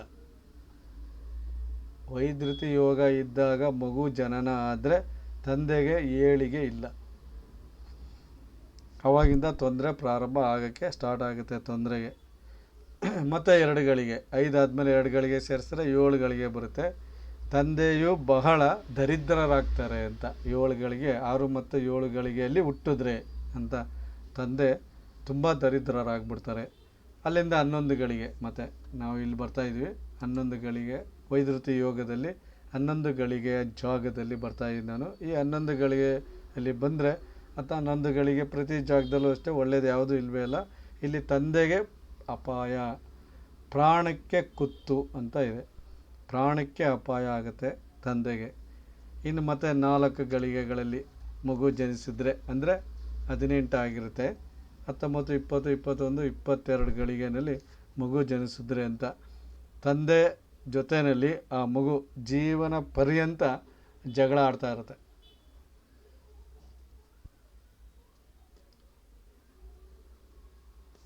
ಅದರಿಂದ ಮುಂದಿನ 5 ಗಳಿಗೆಗಳು ಅಂದರೆ 27 ಗಳಿಗೆವರೆಗೂ ಏನಾಗುತ್ತೆ, ತಂದೆಗೆ ಯಾವುದೇ ರೀತಿಯ ಸ್ವಾಭಿಮಾನನೇ ಇರಲ್ಲ. ಬೇರೆಯವರ ಅಂಗಲ್ಲಿ ಇರೋ ಥರ ಆಗ್ಬಿಡುತ್ತೆ ಅವ್ರ ಜೀವನ. ಬೇರೆಯವರ ಅಂಗಲ್ಲಿ ತಂದೆ ಬದುಕುವಂಥ ಜೀವನ ಬಂದ್ಬಿಡುತ್ತೆ. ಆಮೇಲೆ ಕಡೆಯ 3 ಗಳಿಗೆ, ಕಡೆಯ 3 ಗಳಿಗೆನಲ್ಲಿ ಕೆಲವು ಸಲ ಒಳ್ಳೆಯದಾಗುತ್ತೆ ಅಂತ ಇರುತ್ತೆ. ಈ ಗಳಿಗೆನಲ್ಲಿ ಹುಟ್ಟಿದಾಗ ವೈದ್ಯುತಿ ಯೋಗದಲ್ಲಿಯೂ ಕೂಡ ಒಳ್ಳೆಯದಾಗುತ್ತೆ ಅನ್ನೋದು ಇದೆ. ಅವ್ರ ಜೀವನದಲ್ಲಿ ಎಷ್ಟೋ ಸುಧಾರಣೆಗಳು ಆಗುತ್ತೆ. ಈ ಮಗು ಇವತ್ತು ಹುಟ್ಟಬಾರ್ದು, ನಾವು ಅಲ್ಲಿ ನಾಮಕರಣ ಮಾಡಬಾರ್ದು ಅನ್ನೋ ದಿನ ಅಲ್ಲ ನಾನು ಇಲ್ಲಿ ಹಾಕಿರೋದು. ಮಗು ಹುಟ್ಟುವ ದಿನದಲ್ಲಿ ಈ ಥರ ಇದ್ದರೆ ಅಂತ. ಈಗ ಕರಣದ ವಿಚಾರ ಬರುತ್ತೆ. ಇದು ವ್ಯತಿಪಾತ ಯೋಗ, ಪರಿಗ ಯೋಗ, ವೈದ್ಯುತಿ ಯೋಗ 3 ಯೋಗಗಳು ಬಂದಿದೆ. ಅದ್ರ ಜೊತೆಯಲ್ಲಿ ಕರಣಗಳಿದೆ 1 2 3 4 5 ಕರಣಗಳ ವಿಚಾರ ಬರುತ್ತೆ. ಎಲ್ಲ ಅದೇ ಗಳಿಗೆನಲ್ಲಿನೇ ವಿಷ್ಟೀಕರಣ ಇದ್ದಾಗ ಮಗು ಹುಟ್ಟಿದ್ರೆ ಯಾವುದೇ ಕಾರ್ಯಗಳು ನಾಶ ಆಗುತ್ತೆ ಮೊದಲ 5 ಗಳಿಗೆನಲ್ಲಿ. ಆನಂತರ 2 ಗಳಿಗೆನಲ್ಲಿ ಹುಟ್ಟಿದ್ರೆ ವಿಪರೀತ ಧನಹಾನಿ ಆಗುತ್ತೆ. ಆನಂತರ ಬಂದರೆ ಪ್ರಾಣಾಪಾಯ ಸಂಭವ ಆಗುವ ಸಂಭವ ಇರುತ್ತೆ, ಮಗುಗಾಗಲಿ ಅಥವಾ ತಂದೆ ತಾಯಿಗೆ ಇಬ್ಬರಿಗೆ ಇಲ್ಲಿ ಲೆಕ್ಕ ಹೆಚ್ಚಾಗಿ ಬರೋದು.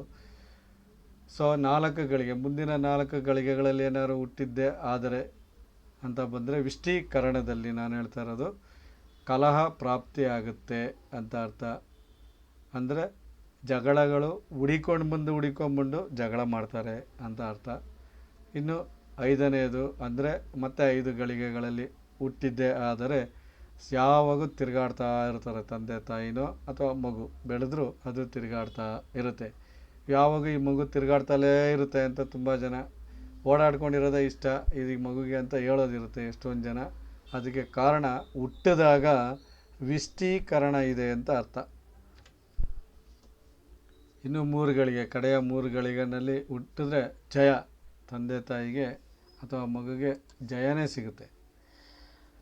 ಇನ್ನು ಶಕುನೀಕರಣದಲ್ಲಿ ಜನನ ಆದರೆ ಅಂತ ಮೊದಲ 5 ಗಳಿಗೆನಲ್ಲಾದರೆ ಶುಭ ಇದೆ. ಸಾಧಾರಣವಾಗಿ ತಂದೆ ತಾಯಿಗೆ ಮಗುಗೆ ಸಾಧಾರಣವಾದಂತಹ ಶುಭ ವಿಚಾರಗಳು ಸಮಾಚಾರಗಳು ಬರುತ್ತೆ.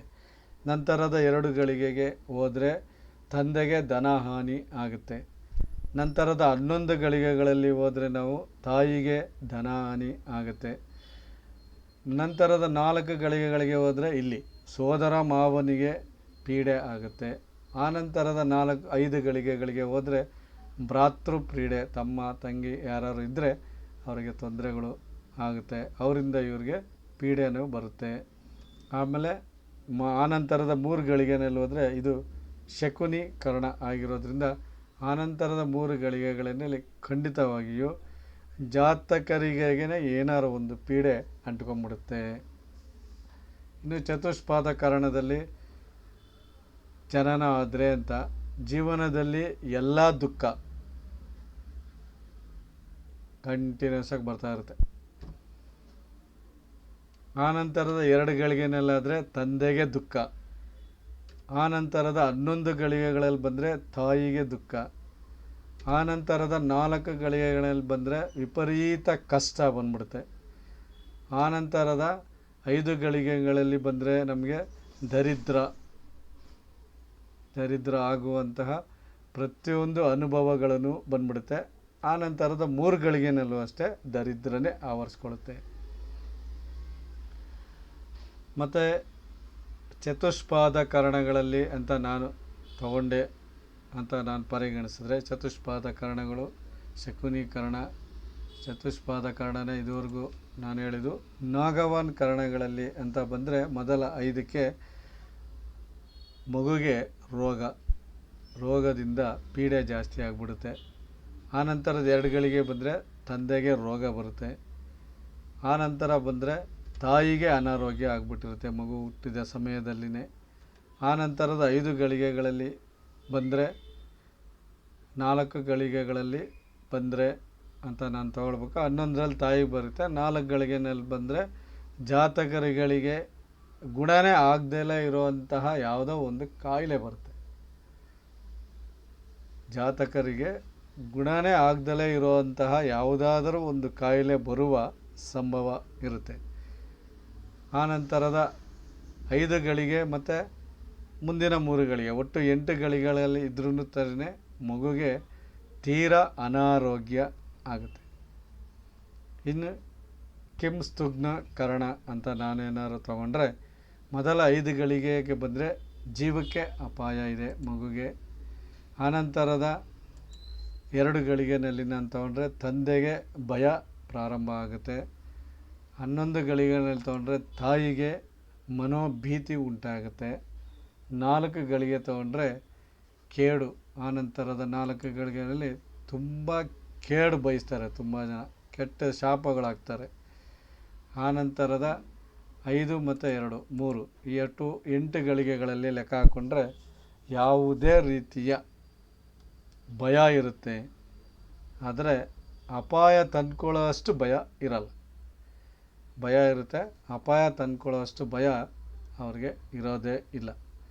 ಈ ಗಳಿಗೆಗಳು ಏನೇನು ಹೇಳ್ತಾ ಇದ್ದೀನಿ ನಾನು, ಈ ಗಳಿಗೆಗಳಲ್ಲಿ ಒಂದು ವೇಳೆ ಜಾತಕದಲ್ಲಿ ಈ ಗಳಿಗೆಯ ಸಂದರ್ಭಗಳಲ್ಲಿ ಕುಜ ಶನಿ ರಾಹು ಕೇತು, ಕುಜ ಶನಿ ರಾಹು ಕೇತು ರಾಶಿ ಪ್ರವೇಶ ಮಾಡುವ ಕಾಲ, ಇಲ್ಲಾಂದರೆ ನಕ್ಷತ್ರ ಪ್ರವೇಶ ಮಾಡುವ ಕಾಲದಲ್ಲಿ ಇದ್ದರೆ ಎಲ್ಲ ಫಲಗಳು ತುಂಬ ಕೆಟ್ಟದಾಗಿರುತ್ತೆ. ಎಲ್ಲ ಫಲಗಳು ತುಂಬ ಕೆಟ್ಟದಾಗಿರುತ್ತೆ. ಆ ನಕ್ಷತ್ರ ಅಥವಾ ರಾಶಿ ಕಾಲ ಬಿಟ್ಟು ಬೇರೆ ರಾಶಿ ನಕ್ಷತ್ರಗಳಲ್ಲಿ ಬಂದಾಗ ಮೊದಲೇ ಹುಟ್ಟಿದಾಗನೇ ಅದು ಹಾಳಾಗಿರೋದ್ರಿಂದ ಬೇರೆ ರಾಶಿಗಳಲ್ಲಿ ಅಥವಾ ನಕ್ಷತ್ರಗಳಲ್ಲಿ ಬಂದರೆ ಸಾಮಾನ್ಯವಾದಂತಹ ಶುಭ ಫಲ ಇರುತ್ತೆ. ಹೆಚ್ಚಾಗಿ ತುಂಬ ಜನ ನೀವು ಅಂದ್ಕೊಂಡಿರ್ಬೋದು, ಪ್ರಯತ್ನ ಪಡ್ತಲೇ ಇರ್ತಾರೆ, ನಾವು ಜಾಸ್ತಿ ಸಂಪಾದನೆ ಮಾಡಬೇಕು ಅಂತ ಸಂಪಾದನೆ ಮಾಡ್ತಲೇ ಇರ್ತಾರೆ. 50-60 ವರ್ಷ ಆದ್ರೂ ಹೆಚ್ಚಿನ ಸಂಪಾದನೆಯೇ ಆಗಿರಲ್ಲ. ಆದರೆ ಅವರ ಗುರಿ ಮಾತ್ರ ನೆಕ್ಸ್ಟು ಜಾಸ್ತಿ ಬರುತ್ತೆ, ಇದಾಗಲಿಲ್ವ ಬಿಟ್ಬಿಡು ಇನ್ನೊಂದು ಜಾಸ್ತಿ ಬರುತ್ತೆ, ಅದಾಗಿಲ್ವ ಅದು ಬಿಟ್ಬಿಡು ಇನ್ನೊಂದು ಜಾಸ್ತಿ ಬರುತ್ತೆ, ಹಿಂಗೆ ಯೋಚನೆ ಮಾಡ್ತಲೇ ಇರ್ತಾರೆ. ಆದರೆ ಅವ್ರಿಗೆ ಯಾವುದು ಏಳಿಗೆನೇ ಆಗಿರಲ್ಲ. ಅದು ಇದಕ್ಕೆ ನಾವು ಶಾಂತಿನ ಮಾಡಿಸ್ಬೇಕು. ಜನ್ಮ ಶಾಂತಿ ಇದು. ಈ ಕರಣಗಳಿಗೆ, ಈ ಯೋಗಗಳಿಗೆ ನಾವು ಶಾಂತಿನ ಮಾಡಿಸ್ಬೇಕಾಗತ್ತೆ. ಎಲ್ಲ ಕ್ರೂರ ಕರಣಗಳಿಗೆ ಅಥವಾ ಯೋಗಗಳಿಗೆ ಶಾಂತಿನ ಮಾಡಿಸದೇ ಇದ್ದರೆ ಜಾತಕರಿಗೆ ಯಾವ ಭಾವ ಫಲವು ಅಭಿವೃದ್ಧಿ ಆಗದೆ ಹೋಗ್ಬೋದು, ಅಭಿವೃದ್ಧಿನೇ ಆಗದೆ ಹೋಗ್ಬೋದು.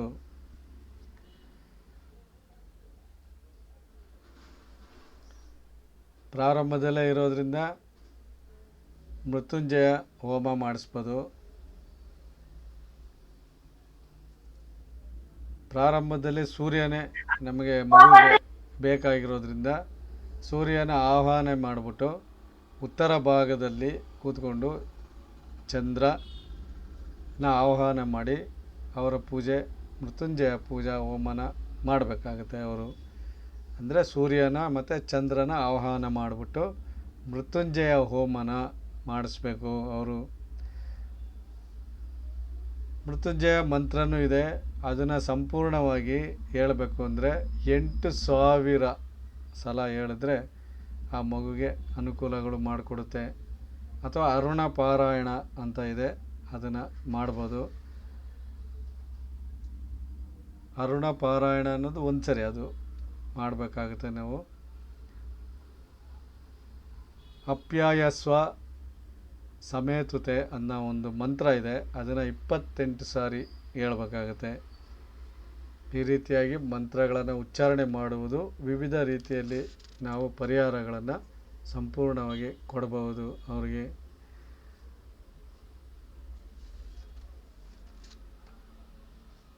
ನಾಗ ಮುಹೂರ್ತ ಅಂದರೆ ನಾಮಕರಣದ ಸಂದರ್ಭದಲ್ಲಿ ಈ ಮಗುವಿನ ಹುಟ್ಟಿದಾಗ ಏನೇನಿತ್ತು ಅನ್ನೋದನ್ನು ನಾನು ಹೇಳಿದ್ಮೇಲೆ ಅವಲೇ ಸೂತಕ ಕಳ್ಕೊಳ್ಳೋದು ಒಂದೇ ಅಲ್ಲ, ನಾಮಕರಣ ಮಾಡುವ ಸಂದರ್ಭದಲ್ಲಿನೇ ಈ ಎಲ್ಲ ಶಾಂತಿಗಳನ್ನು ನಾವು ಮಾಡಿಸ್ಬೋದು ಮಗುನ ಕಾಪಾಡ್ಕೊಳ್ಳೋದಕ್ಕೆ. ಅದಕ್ಕೆ 11ನೇ ದಿನನ ಆರಿಸ್ಕೊಳ್ಳೋದು ಒಳ್ಳೆಯದಾಗುತ್ತೆ. ಈ ಶಾಂತಿಗಳಿಗೋಸ್ಕರ ನಾವು ಅದನ್ನು ಹೇಳೋದು. ಅಂದರೆ ಪ್ರಾರಂಭದ 40 ದಿನದ ಒಳಗಡೆ ಸೂತಕ ಇರುವ ಸಂದರ್ಭಗಳಲ್ಲಿ ನಾವು ಈ ಹೋಮ ಹವನಗಳನ್ನು ಮಾಡಿ ಶಾಂತಿ ಮಾಡಿಸ್ಕೊಳ್ಬಹುದು.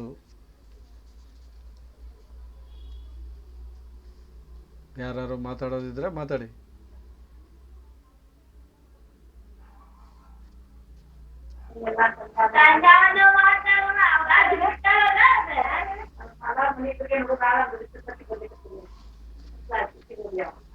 ಗಿರೀಶ್ ಅವರು ಆಡಿಯೋ ಆನ್ ಮಾಡಿದ್ರೆ ಬೇರೆ ಶಬ್ದ ಬರ್ತಾ ಇದೆ.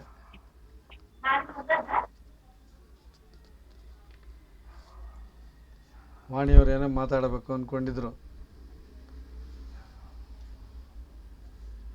ಅಲ್ಲ ಸರ್, ಈಗ ಜಪ ಮಾಡ್ತೀವಲ್ಲ ಸರ್ ನಾವು, ಈಗ ಮಂಗಳ ದೋಷ ಜಪ ಆಯ್ತು, ಮೃತ್ಯುಂಜಯ ಜಪ ಮಾಡ್ತೀವಿ, ಅಧಿಕಾರ ತಗೊಂಡು ನಾವು ಜಪ ಮಾಡ್ತೀವಲ್ಲ ಸರ್, 3 ದಿನ 8 ದಿನ, ಆಮೇಲೆ ಲಾಸ್ಟ್ ಕೊನೆಗೆ ಸ್ವಲ್ಪ ಜಪ ಇಟ್ಕೊಂಡು ಹೋಮ ಮಾಡ್ತೀವಲ್ಲ, ಅದು ಸೂಕ್ತನೋ ಇನ್ನ ಒಂದೇ ದಿನ ಎಲ್ಲ ಜಪ ಮುಗಿಸಿ ಇದನ್ನ ಮಾಡೋದು ಸೂಕ್ತನೋ ಸರ್? ಯಾಕಂದ್ರೆ ಒಂದೇ ದಿನ ಎಲ್ಲ ಜಪ ಆಗುದಿಲ್ಲ ಸರ್. ಆಗಲ್ಲ. ಜಪ ಮಾಡುವಾಗ ನೀವು ಬೀಜ ಮಂತ್ರನ ಜಪ ಮಾಡಿ, ಅಷ್ಟು ಸಾರಿ ಮಾಡ್ಬೋದು. ಒಂದೇ ಒಂದು ಲೈನ್ ಇರುತ್ತೆ.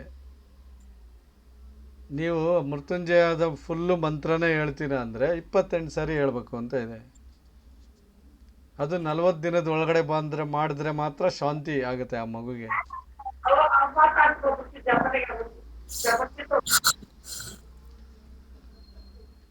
ಹೇಳಿ ವಾಣಿಯವ್ರು ಏನೋ ಮಾತಾಡ್ತಾರೆ, ಅವ್ರು ಏನೋ ಶಬ್ದ ಬರ್ತಾ ಇದೆ.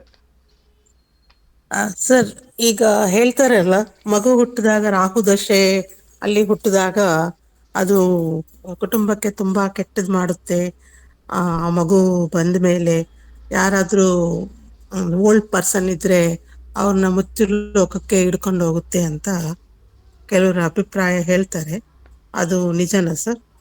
ಆಗಲ್ಲ. ಮತ್ತೆ ಹೇಳಿ ನಿಮ್ಮ ಪ್ರಶ್ನೆ, ಮತ್ತೆ ಹೇಳಿ. ಮಗು ರಾಹು ದಶದಲ್ಲಿ ಹುಟ್ಟಿದ್ರೆ ರಾಹು ಅದು ದಶ. ರಾಹು ದಶ ವಿಷಗಳಿಗೆ ಅಂತ ಹೇಳಿದ್ರಲ್ಲ ನೀವು. ಅದು ರಾಹು ದಶ ಕನ್ನಡದಲ್ಲಿ ಹೇಳಿಲ್ಲ. ರಾಹು ದಶ ರಾಹು ದಶ ಹೇಳಿಲ್ಲ. ಹೌದು. ರಾಹು ದಶ ಇಲ್ಲ. ಆ ಗಳಿಗೆ ಇದು ಕುಟುಂಬಕ್ಕೆ ತುಂಬಾ ಹಾನಿ ಮಾಡುತ್ತೆ ಅಂತ ಒಂದು ಗಳಿಗೆ ಹೇಳಿದ್ರೆ, ನಾನು ಕನ್ನಡದಲ್ಲಿ ನನ್ಗೆ ಹೇಳಕ್ ಬರ್ತಿಲ್ಲ ಅದು. ಹ್ಮ್ ಹ್ಮ್ ಅಂತ ಗಳಿಗೆಯಲ್ಲಿ ರಾಹು ದಶದಲ್ಲಿ ಹುಟ್ಟಿದ್ರೆ ಆ ಮನೆಯಲ್ಲಿ ಓಲ್ಡ್ ಪರ್ಸನ್ಸ್ ಯಾರಾದ್ರೂ ಇದ್ರೆ ಅವ್ರನ್ನ ಮೃತ್ಯುಕ್ಕೆ ತಗೊಂಡು ಹೋಗುತ್ತೆ ಅದು ಅಂತ ಹೇಳಿದ್ರು. ಕೇಳಿದ್ದೀನಿ. ಅದು ಎಷ್ಟು ನಿಜ? ಆಗಲ್ಲ. ಇವಾಗ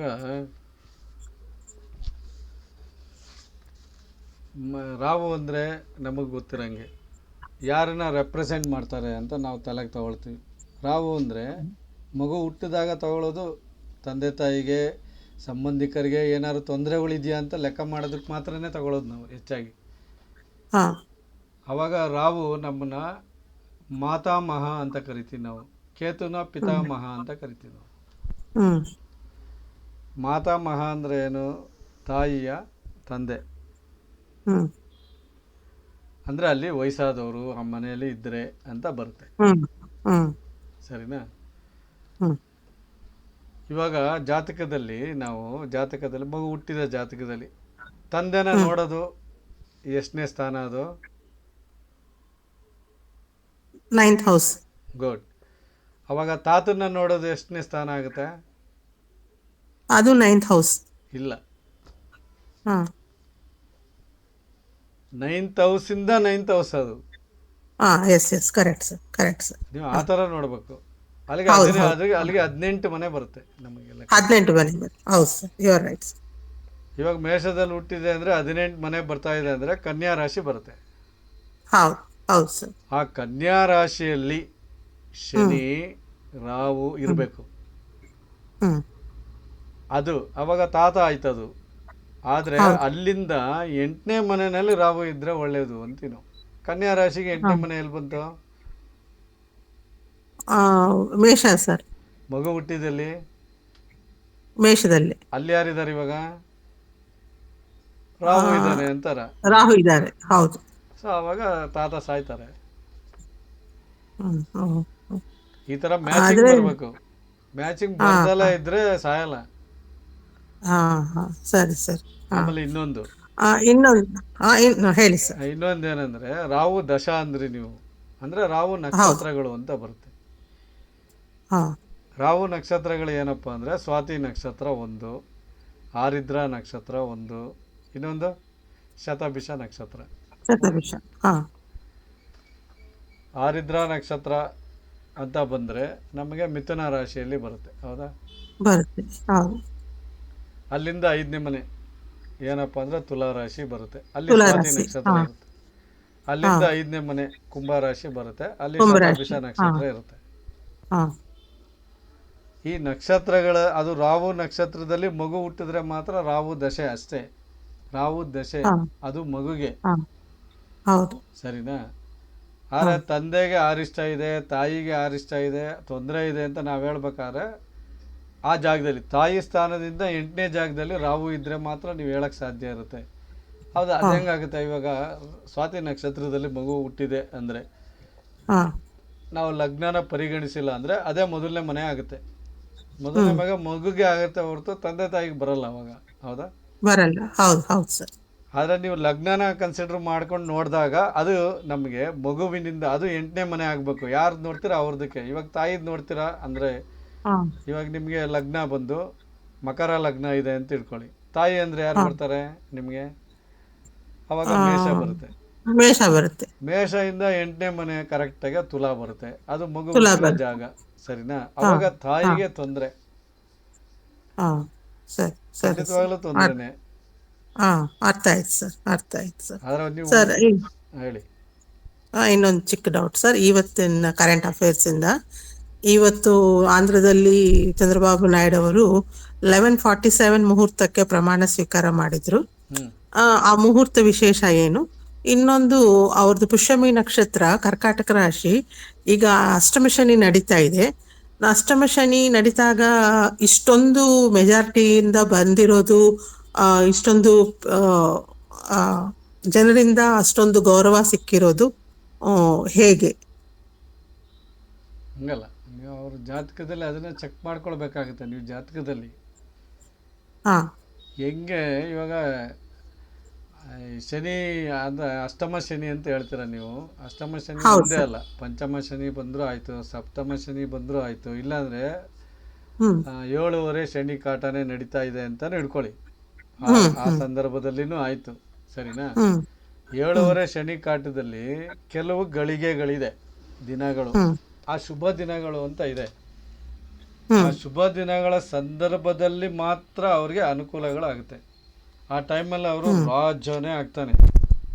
ಹ್ಮ್ ಹ್ಮ್ ಹ್ಮ್ ಅದು ಶನಿಯ ಪ್ರಭಾವ. ಅದು ಇವಾಗ ಅಷ್ಟಮ ಶನಿ ಇದ್ದಾರೆ ಅನ್ನೋದಲ್ಲ ಪ್ರಶ್ನೆಯಲ್ಲಿ. ಅಷ್ಟಮ ಶನಿ ಮಾತ್ರ ಅಷ್ಟಮದಲ್ಲಿ ಇದ್ಬಿಟ್ಟಿರೋದ್ರಿಂದ ಆಯಸ್ಸು ಗಟ್ಟಿ ಆಗುತ್ತೆ ಅವ್ರಿಗೆ. ಅಲ್ಲ, ರಾಶಿ ಪ್ರಕಾರ ಸರ್, ರಾಶಿ ಪ್ರಕಾರ ಕರ್ಕಾಟಕ ರಾಶಿಗೆ ಅಷ್ಟಮ ಶನಿ ನಡೀತಿದೆಯಲ್ಲ, ನಾನು ಆ ಲೆಕ್ಕ. ಆಯಸ್ಸು ಗಟ್ಟಿ ಅಂತ ಅವ್ರಿಗೆ ಹಂಗಿದ್ರೆ. ಹಾ ಹಾ ಸರಿ ಸರ್. ಸರಿನಾ? ಗೋಚಾರದಲ್ಲಿ ಆಯಸ್ಸು ಗಟ್ಟಿ ಅವ್ರಿಗೆ. ಅವನು ಕುಂಭ ರಾಶಿ ಇಲ್ಲದ ಮೂಲ ತ್ರಿಕೋನ ಬರುತ್ತೆ. ಶನಿಗೆ ಶಕ್ತಿ ಜಾಸ್ತಿ. ಹ್ಮ್ ಅದು 8ನೇ ಮನೆ ಬರುತ್ತೆ. 8ನೇ ಮನೆ ಬಂದಾಗ ಅಲ್ಲಿಂದ ನಾನು ಹೇಳೋದು, ಚಂದ್ರ ಇರೋದು ಕಟಕ ಅಂತೀರ. ಕಟಕ ಮತ್ತು ಸಿಂಹ ಬಂದು ಸಾರ್ವಜನಿಕ ಸ್ಥಳ. ಅದು ಎರಡೂ ಹಾ ಸಾರ್ವಜನಿಕ ಸ್ಥಳ. ಹೌದು ಸರ್, ಹೌದು. ಸಾರ್ವಜನಿಕ ಸ್ಥಳಕ್ಕೆ ಸೇವೆ ಮಾಡ್ಬೇಕು. ಶನಿ ಅಂದ್ರೇ ಸೇವೆ. ಸಾರ್ವಜನಿಕರ ಸೇವೆ ಮಾಡಬೇಕು ನೀವು ಅನ್ನೋದನ್ನ ಕೊಡ್ತಾನೆ ಅವನು. Okay, wonderful explanation sir, wonderful explanation. ಅವ್ರು ಆ ಥರ ಕೊಟ್ಟಾಗ ನಿಮಗೆ ಶನಿನೇ ಕೊಡೋದು. ಸೇವೆ ಮಾಡೋದನ್ನ ಕೊಡೋದೇ ಶನಿ. ಇರೋದೆಲ್ಲ ಕಿತ್ಕೊಂಡ್ರೆ ಸರ್, ಇರೋದೆಲ್ಲ ಅಷ್ಟಮ ಶನಿ ಬಂದಾಗ ಇರೋದೆಲ್ಲ ಕಿತ್ಕೊಂಡ್ರೆ? ಇಲ್ಲ ಇಲ್ಲ, ಕಿತ್ಕೊಳ್ತಾರೆ ಅನ್ನೋದನ್ನ ಹೇಳೋದೇ ತಪ್ಪು. ನೀವು ಅದಕ್ಕೆ ಹೇಳ್ತಾ ಇರೋದು. ಇವಾಗ ಅಷ್ಟಮ ಶನಿ ಅಂದರೆ ಅಲ್ಲಿ ನಕ್ಷತ್ರಗಳು 3 ಇರುತ್ತೆ. ಕುಂಭನಲ್ಲೂ 3 ನಕ್ಷತ್ರ ಇರುತ್ತೆ. ಅವ್ರಿಗೆ ಯಾವ ನಕ್ಷತ್ರ ಇಬ್ರಿಗೂ ಅನುಕೂಲ ಇದೆಯಾ ಅವ್ರು ಬಿಟ್ಬಿಡ್ತಾರೆ, ಅನುಕೂಲ ಮಾಡ್ತಾರೆ.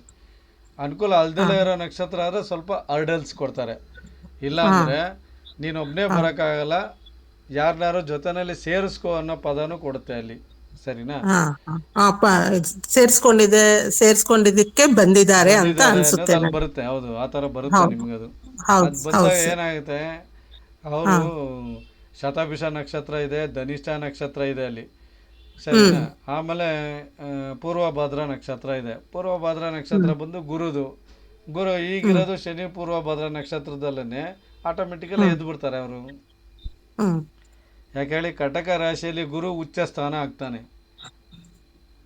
ಸರ್, ಇನ್ನೊಂದು ಇದರಲ್ಲಿ ನೋಡಿದೆ, ವೃಷಭ ರಾಶಿಯಲ್ಲಿ ಶನಿ ಉಚ್ಚ ಅಂತ ಹೇಳಿದ್ರು, ತುಲಾ ರಾಶಿಯಲ್ಲಿ ಉಚ್ಚ ಅಂತ ನಾವು ಓದ್ಕೊಂಡಿರೋದು. ವೃಷಭದಲ್ಲಿ ಹೇಗೆ ಉಚ್ಚನ ಆಗ್ತಾರೆ ಅಂತ ಒಂದು ಡೌಟ್ ಇತ್ತು ಸರ್. ಉಚ್ಚ ಅಲ್ಲ, ಅದು ಸ್ನೇಹಿತನ ಮನೆ. ಅದು ಫ್ರೆಂಡ್ಸ್ ಹೌಸ್, ಸ್ನೇಹಿತನ ಮನೆ ಅದು. ಶುಕ್ರ ಮತ್ತೆ ಶನಿ ಇಬ್ರು ಸ್ನೇಹಿತರಾಗಿರೋದ್ರಿಂದ ಶುಕ್ರನ ಮನೆ ಅದಾಗುತ್ತೆ. ಅವನು ಶುಕ್ರನ ಮನೆಯಲ್ಲೇ ಉಚ್ಚ ಸ್ಥಾನದಲ್ಲಿ ಇರೋದ್ರಿಂದ ಉಚ್ಚ ಪ್ರಭಾವ ಅಲ್ಲಿ ಬರುತ್ತೆ ಅಂತ ಹೇಳ್ಬೋದು. ಉಚ್ಚ ಅಲ್ಲ, ಅವನು ಉಚ್ಚತನದ ಪ್ರಭಾವ ಆತನಿಗೆ ಅಲ್ಲಿ ಬರುತ್ತೆ. ಅಲ್ಲಿ ಬರುತ್ತೆ ಅಂತ. ಹೌದೌದು, ಆ ಥರ ಬರುತ್ತೆ. Thank you sir, wonderful explanation sir, thank you. ಬೇರೆಯವರು ಏನಾದ್ರು ಮಾತಾಡೋದಿದ್ರೆ ಹೇಳ್ಬೋದು.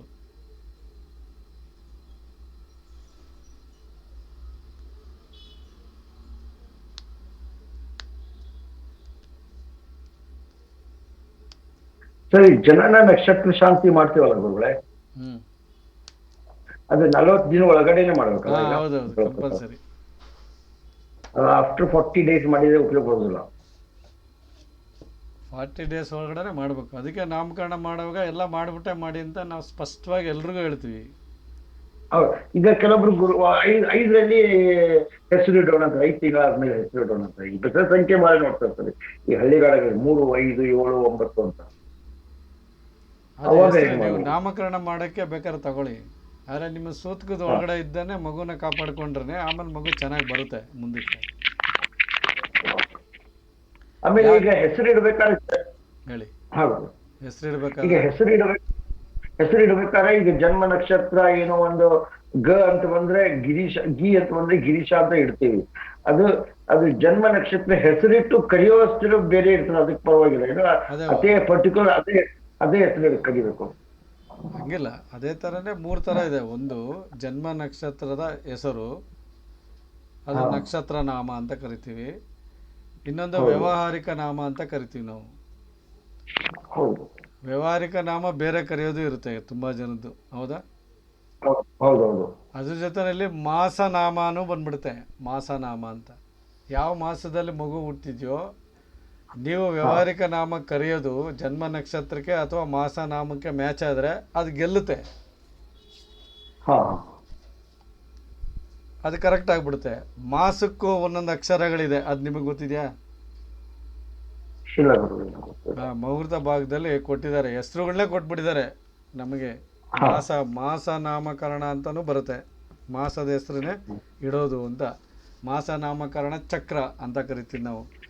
ಇವಾಗ ನಮಗೆ ನಾವು 12ನೇ ತಾರೀಕು ತೊಗೊಂಡಿದ್ದೀವಿ ಅಂತ ಇಟ್ಕೊಳ್ಳಿ, ಅದು ಯಾವ ಮಾಸ ಬರುತ್ತೆ? ಇವಾಗ ನಿಮಗೆ ಚೈತ್ರ ಮಾಸ ಬರಬೇಕಾದ್ರೆ,